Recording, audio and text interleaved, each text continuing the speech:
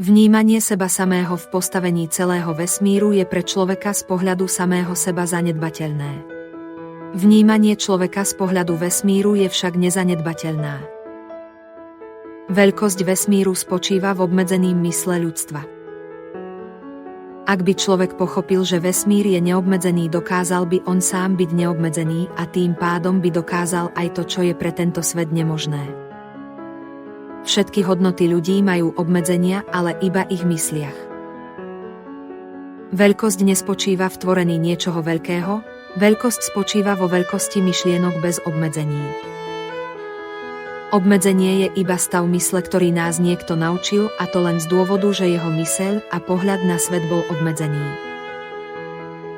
Z toho sa odvíja aj kvalita nášho života a všetkého v ňom, či už sa to týka lásky, kariéry alebo športových výkonov. Naučili sme sa podriaďovať sa naučeným vzorcov myslenia. Bez toho, aby sme hľadali odpovede alebo iný relatívny pohľad na svet. Fungujeme ako zabehnutý stroj s obmedzeným operačným systémom, aj keď máme možnosť na update, tak sa radšej tvárime, že tak, ako to momentálne je všetko v poriadku. Z toho vyplýva aj to, že ako ľudstvo nehľadáme kvalitu v bežných hodnotách, ale nahrácame ich lacnými náhradami za radosť, empatiu a lásku.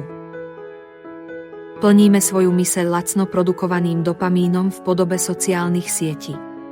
Ľudská myseľ a celkové zmýšľanie dnešnej doby je nastavené na jediný možný reštart, a to je možné, pokiaľ už nie je žiadna iná možnosť. Preto denodenne tápeme v svojich myšlienkach, hľadáme riešenie, ktoré nie je možné nájsť v našej mysli. Stali sme sa otrokmi svojej vlastnej mysle. Med a bič sa zmenili na sociálne siete. Zbytočne sa snažíme uísť od vlastných myšlienok, pokiaľ sme našej mysli s operačným systémom otrokár dali moc nad naším životom.